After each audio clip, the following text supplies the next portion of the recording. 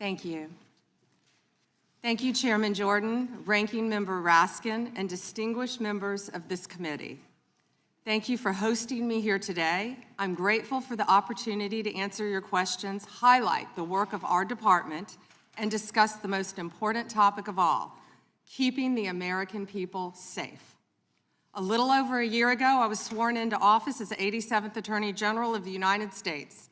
I came into office with the goal of refocusing the Department of Justice on its core mission after years of bloated bureaucracy and political weaponization. The Department of Justice's core mission is to fight violent crime, protect the American people, and defend the rule of law above all else. While our work is never done, we have made tremendous progress to make America safe again. In 2025, we saw the lowest murder rate in 125 years. That's nothing short of historic. If you compare 25 to 24, here's what you'll find. The murder rate is down 21%, robbery down 23%, carjacking down 43%, gun assault down 22%, ag assault, burglary, could go on and on. Crime is declining. This did not happen by accident. The numbers tell an important yet straightforward story. President Trump has given us the resources, the support, and the leadership to protect the American people. President Trump's policies have saved lives. I cannot think of a policy outcome more important than protecting the lives of American citizens. Can you? This trend has been especially clear in Washington, D.C. and in Memphis. These are two iconic American cities that spent years in the grip of horrific violent crime. The Department of Justice surged law enforcement resources, and the results came quickly. Crime plummeted in both cities. And I want to make one point loud and clear. We achieved those results by working with Democratic mayors. Public safety does not have a party registration. When your constituents call 911, they don't ask for political views of the responding officer. They ask for help. I have federal agents in each and every one of your districts. They're here to help, and I am here to help. Many cities and states have worked with us and taken advantage of our federal support. Some have not. Meanwhile, a few elected officials have declared that they are, quote, at war with the federal government and encouraged widespread obstruction of law enforcement. This has resulted in avoidable clashes on the streets, as you've all seen. We've seen rioters storming a Christian church. Citizens and law enforcement officers have both been endangered by reckless rhetoric.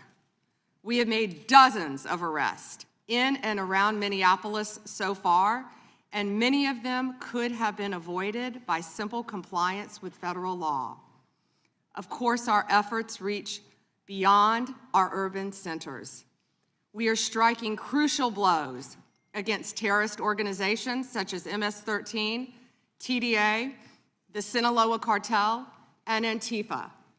And as we sit here, I think you've seen the news this morning. The news is reporting that cartel drones are being shot down by our military.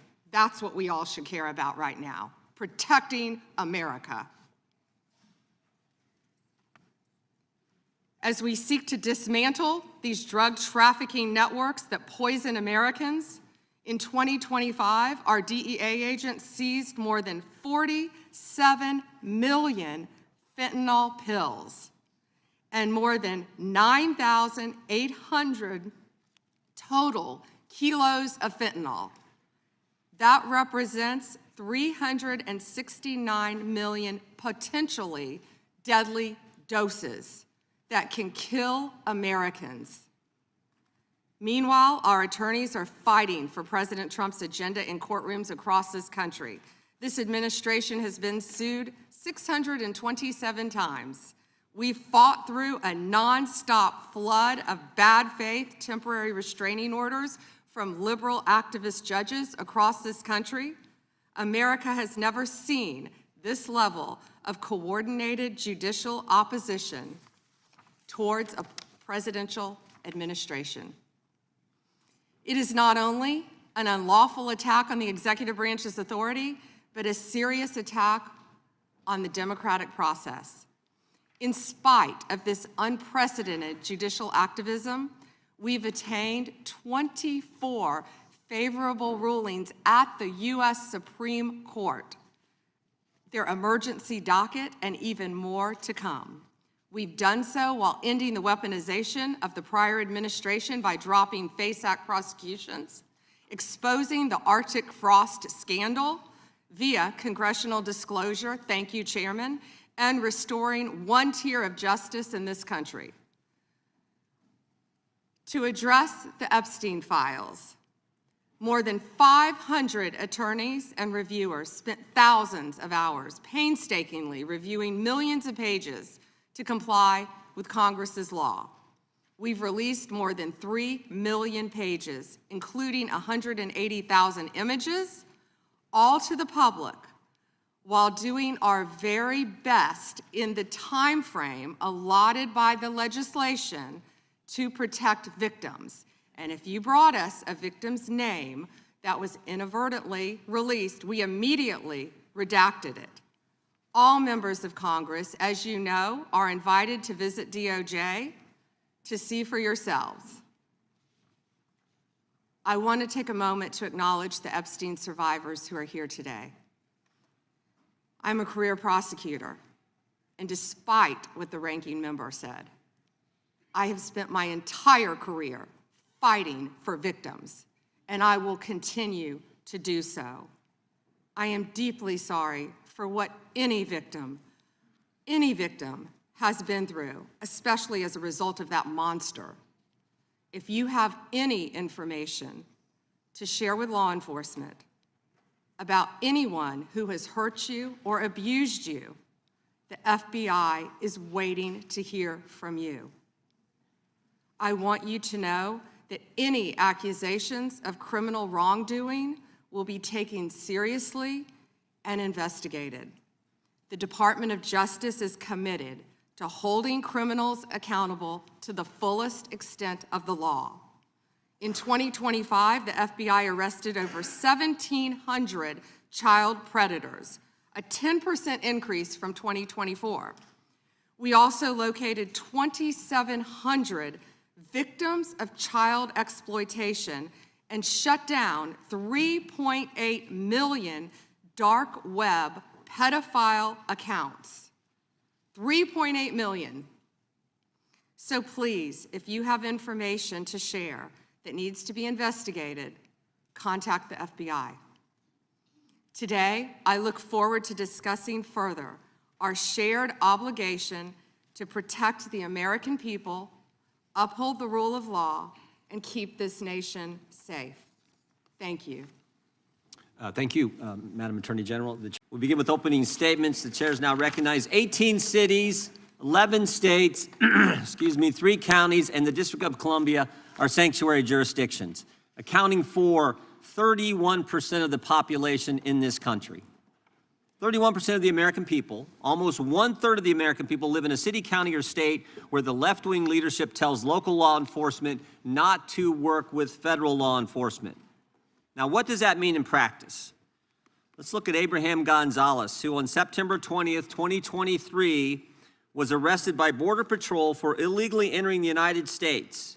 And of course, the Biden administration released him into the country. 5 months later, February 26, 2024, Mr. Gonzalez is charged with assault. 2 weeks later, March 11, 2024, he's charged with felony motor vehicle theft, stole a car. And on March 20th, 2024, 9 days later, he's arrested by the Denver police and placed in the Denver Justice Center. 6 days later, March 22nd, 2024, ICE sends a detainer notice to the Denver Justice Center saying this: if you're going to release Mr. Gonzalez, can you give us a heads up? Can you let us know maybe 48 hours before you're going to release this guy so we can come apprehend him there at the jail? And remember, a detainer is a final order of removal from a court where this individual or this individual has committed some removable offense. But on February 28th, 2025, Abraham Gonzalez is released to the streets. In fact, we can put that up. I think you can see this. Released, we got the form from the Denver Justice Center.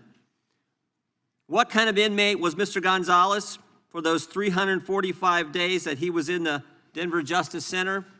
We have that too. Violent to the staff, keep separate. So this guy was so bad, you had to keep him away from other inmates. He'd already assaulted some staff member, but Denver released this guy to the streets and instead of turning him over to ICE agents who would have come to the jail and arrested him there. And of course, we all know what happens.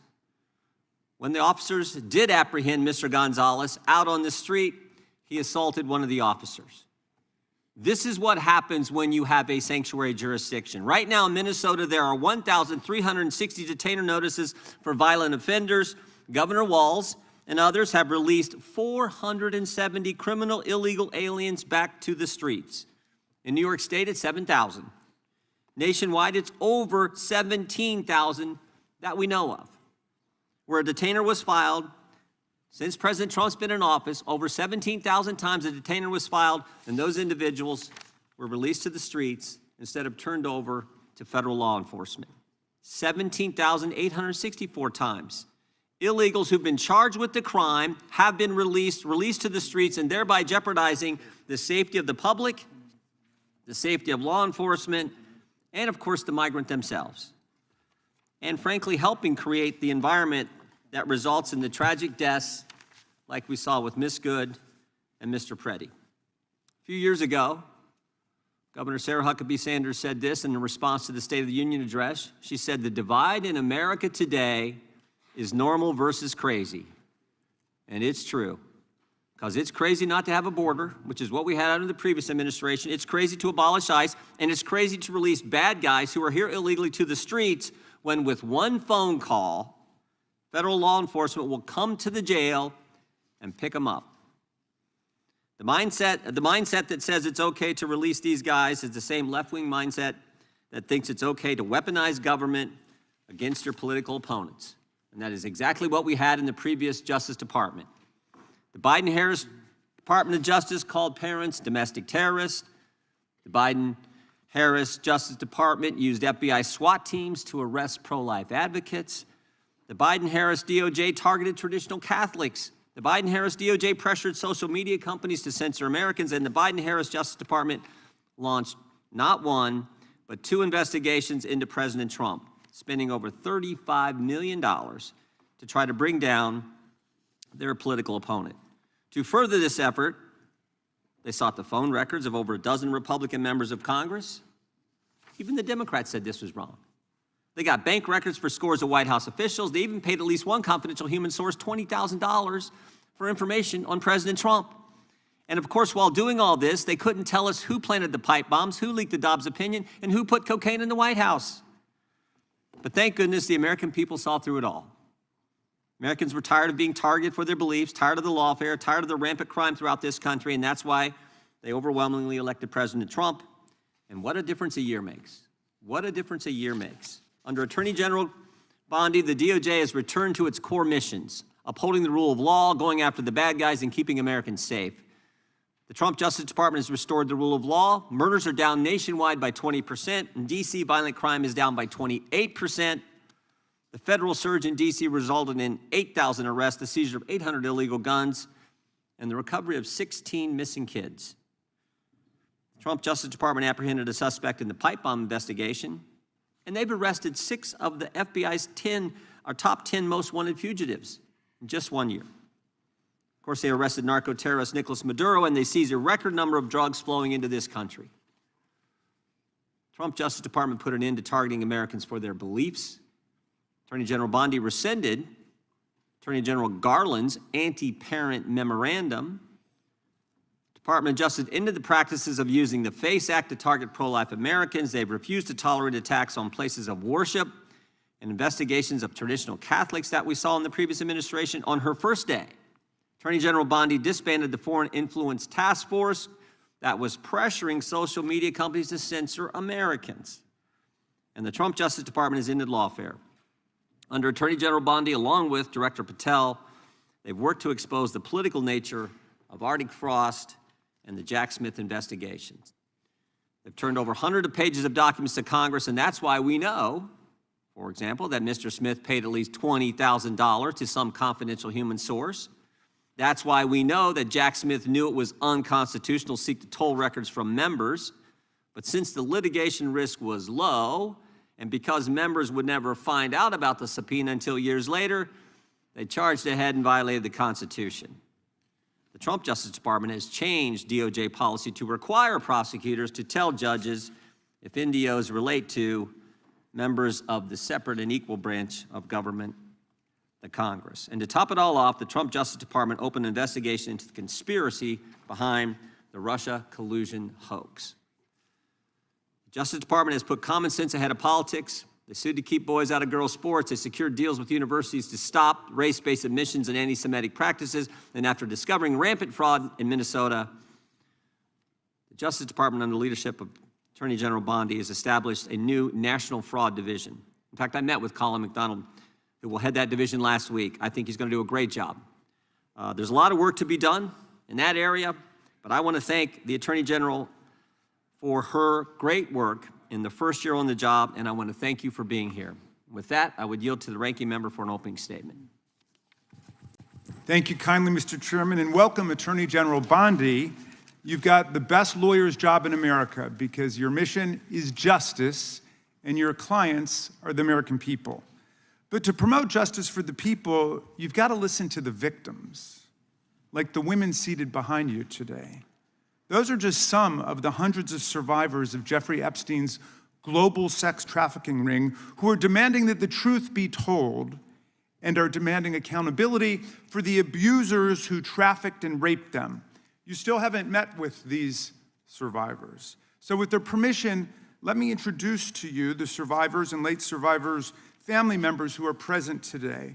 There's Teresa Helm, there's Jess Michaels, Laura Bloom McGee, Danny Bensky, Liz Stein, Marina Lacerda, Sky and Amanda Roberts, who are the family of the late Virginia Giuffre, Charlene Richard, and Lisa Phillips. Now, you're not showing a lot of interest in the victims, Madam Attorney General, whether it's Epstein's human trafficking ring or the homicidal governmental violence against citizens in Minneapolis. As Attorney General, you're siding with the perpetrators and you're ignoring the victims. That will be your legacy unless you act quickly to change course.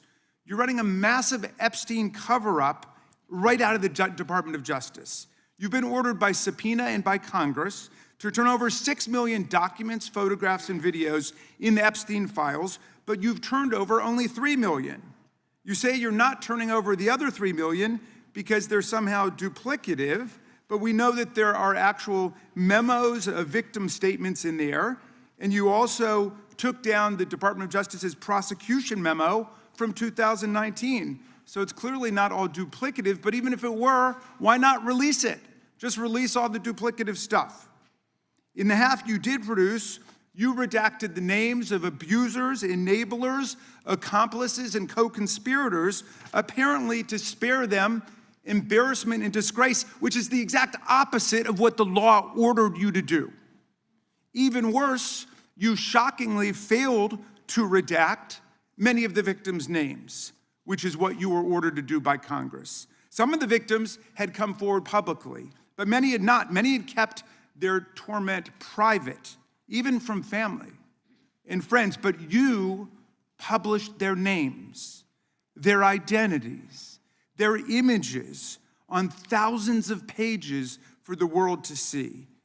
So you ignored the law, and even with over 100,000 employees at your disposal, you acted with some mixture of staggering incompetence, cold indifference, and jaded cruelty towards more than 1,000 victims raped, abused, and trafficked.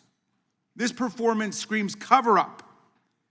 Convicted sex trafficker and groomer Ghislaine Maxwell opened the gates of hell to Virginia Giuffre and hundreds of other victims, as Virginia recorded in her remarkable book, Nobody's Girl. But when Maxwell was subpoenaed to come testify before Congress, you and Todd Blanche quickly moved her from a higher security prison to a minimum security camp in Texas, where she's enjoyed 5-star treatment, including catered meals, private gym time, and access to a therapy puppy. All because Todd Blanche, who's utterly failed to investigate the monstrous crimes of Epstein and Maxwell's co-conspirators, spent 9 hours with Maxwell and satisfied himself that she would have nothing untoward to say about Donald Trump, which is your only real interest in the matter, based on institutional performance.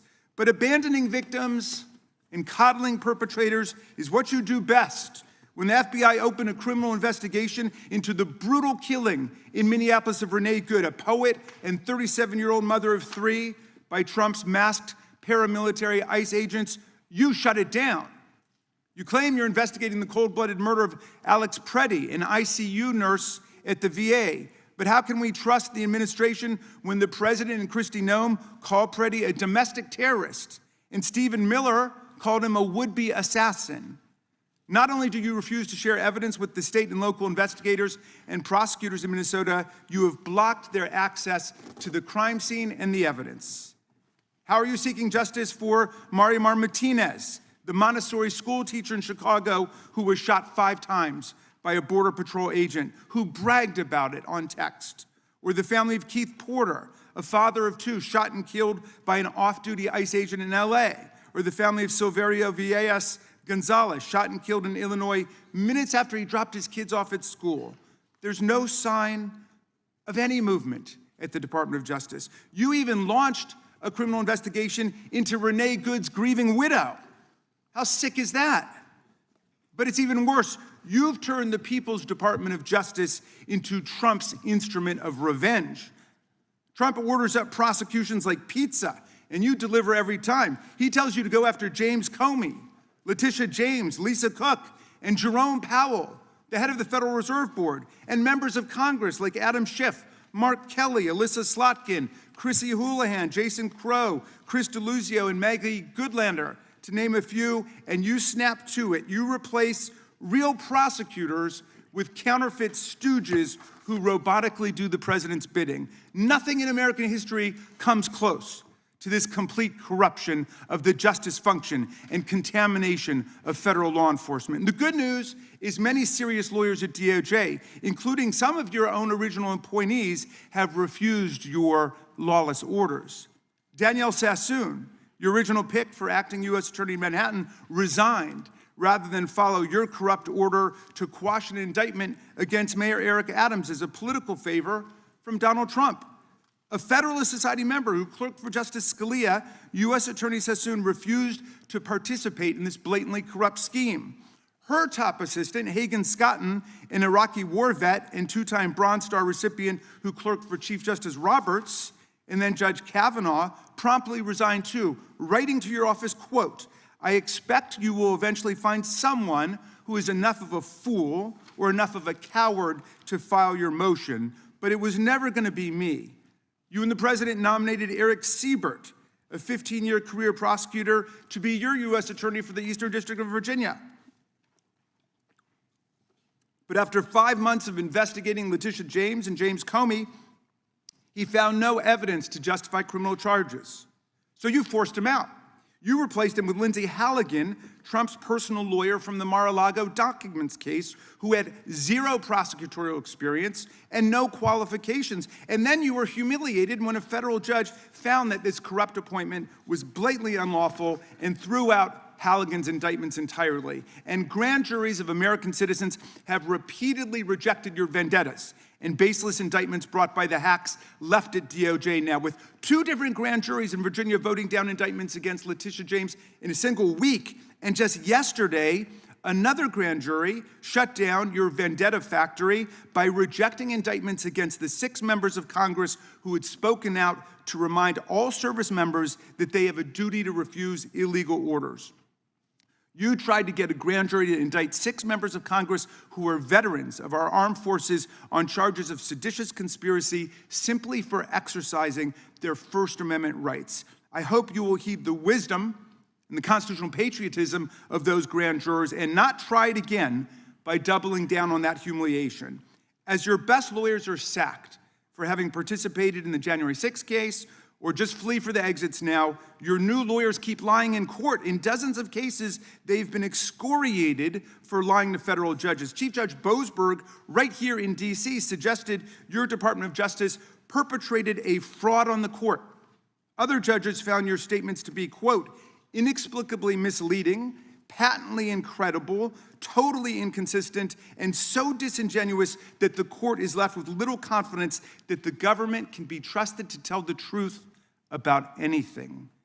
Now, as ranking member, I asked the chairman to add a few extra rounds of questions today because we each have 5 hours of questions, not 5 minutes, but we're stuck with 5 minutes. That's clearly insufficient to give voice to America's victims and survivors and to demand answers about all the corruption and cover-ups that we see at DOJ right now. We've got just one round, so we ask you politely but firmly, Madam Attorney General, please do not waste 1 second of our precious time by evading questions, by changing the subject, or engaging in personal attacks against members of Congress. We saw your performance in the Senate, and we're not going to accept that. This isn't a game.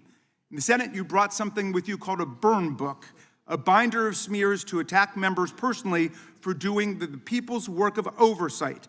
Please set the burn book aside and answer our questions. And when you hear us reclaim our time, that means it's time for you to stop speaking. We only have 5 minutes, so when we reclaim our time, that means you stop. And if you don't, we will ask the chair to stop the clock and let you go on his time. The quality of justice in America depends on the character of our government. Please do your job and bring the Department of Justice back from the brink. The survivors seated behind you and the American people watching everywhere deserve a Department of Justice worthy of its name. I yield back, Mr. Chairman. Without objection, all of the opening statements will be included in the record. We will now introduce